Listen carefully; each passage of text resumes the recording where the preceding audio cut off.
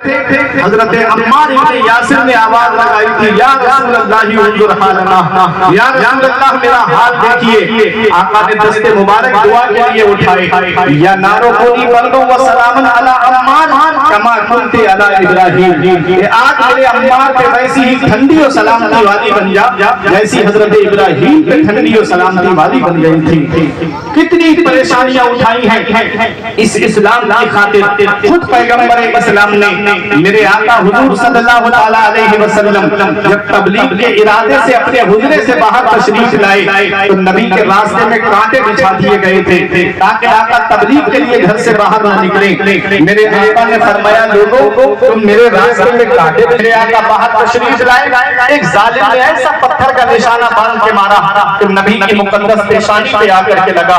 وہ نبی کی مقدس پیشانی جس کے بارے میں میرا امام کہتا ہے جس کے ماتھے شفاعت کا صحرا رہا، اس جبین سعادت پہ لاکھوں سلام، خون نکلنے لگا۔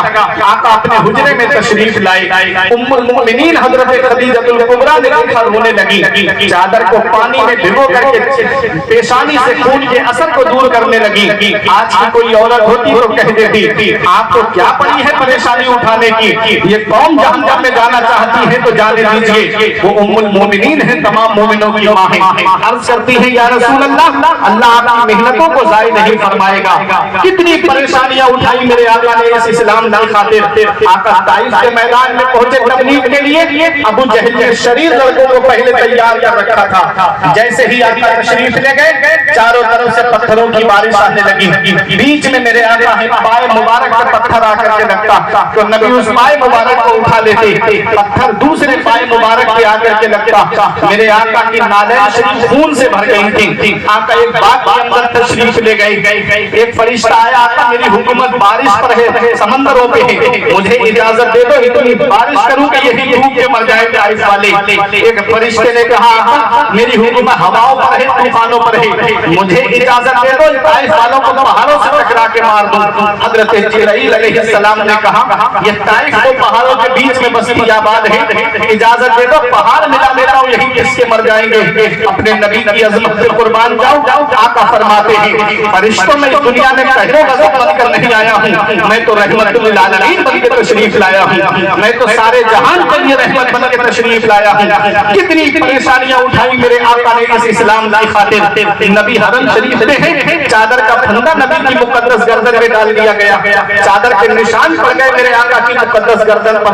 آقا حرم شریف میں نماز پڑھ رہے ہیں، اونٹ کی اوجڑی لا کر کے نبی کی پشت پہ رکھ دی، حضرت فاطمہ نے آ کر کے وہ ہٹائی۔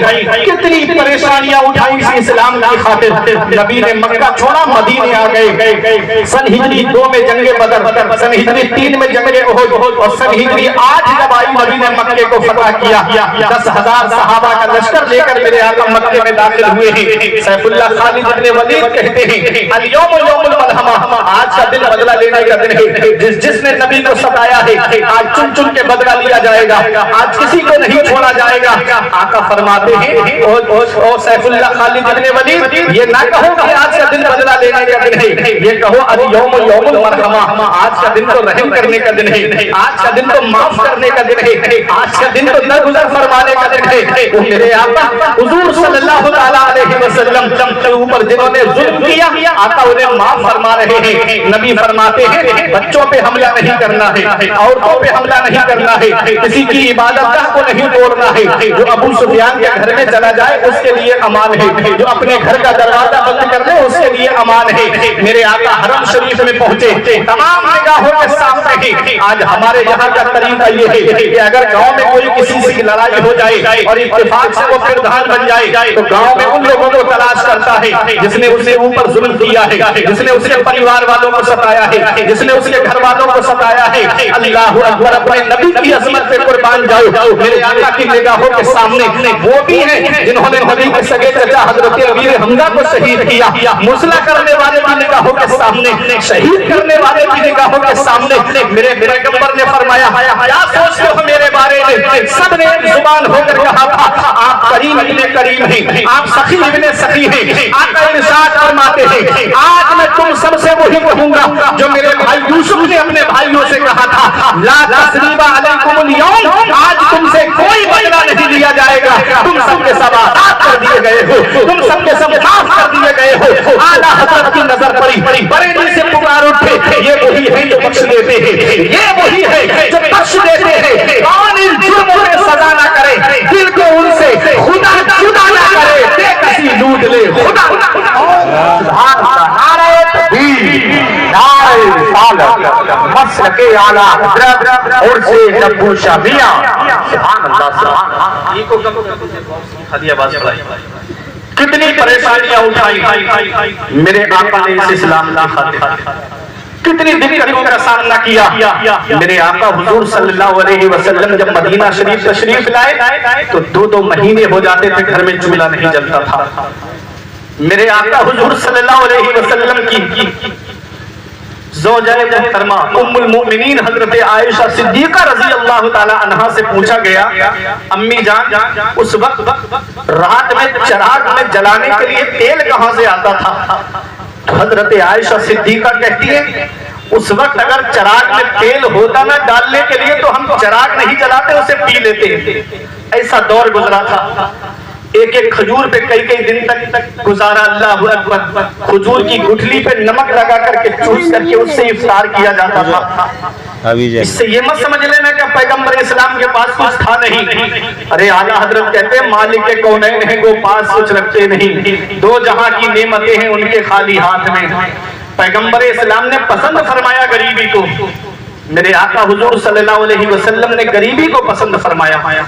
कितनी परेशानियां उठाई। सहाबा ने मशवरा किया कि आका के घर में कई दिन तक चूल्हा नहीं जलता है, चलो आका की बारगाह में कुछ नजराने लेकर चलते हैं, कुछ तोहफे लेकर चलते हैं। जब आए मेरे आका की बारगाह में तो मेरे आका हुजूर सल्लल्लाहु अलैहि वसल्लम पर आयत करीमा नाजिल होती है, कुल ए मेरे महबूब अपने इन उम्मतियों से कह दो, ला असअलुकुम अलैहि अजरा, मुझे मैंने जो इस्लाम तुम तक पहुंचाया है मुझे उसकी उजरत नहीं चाहिए, मुझे उसका बदला नहीं चाहिए, मुझे उसकी कीमत नहीं चाहिए, मुझे उसका मुआवजा नहीं चाहिए। इल्लल मवद्दता फिल कुर्बा। मेरे आका आयत करीमा पढ़ के सुनाते हैं, तुम मुझे कुछ देना चाहते हो तो मेरे अहले बैत से मोहब्बत करो, मेरे घर वालों से मोहब्बत करो, मेरे अहले बैत से प्यार करो। ऐ लोगों, हजरत अब्दुल्लाह इब्ने अब्बास ने अर्ज किया था, या रसूल अल्लाह, वो आपके अहले मवद्दत कौन है जिनकी मोहब्बत हमारे ऊपर वाजिब है? आका फरमाते हैं, वो अली हैं, फातिमा है, हसन है, हुसैन है। क्या बात रजा, उस चमनिस्ताने करम की ज़हरा है अली जिसमें हुसैन और हसन था।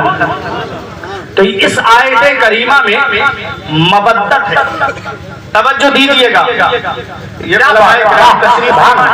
ये जी दर्स और तदरीस से ताल्लुक रखने वाले उलमा यहाँ बैठे हैं। एक इल्मी बात करने जा रहा हूँ।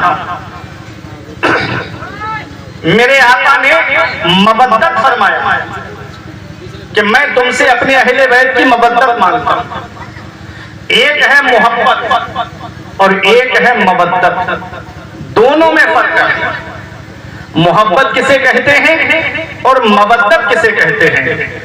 मोहब्बत कहते हैं मैलानुल क़ल्बि फी शैइही औ फी ज़ातिही, दिल के मैलान को मोहब्बत कहते हैं। दिल जिसकी तरफ माइल हो जाए उसे मोहब्बत कहते हैं, चाहे वो कोई चीज हो या कोई जात।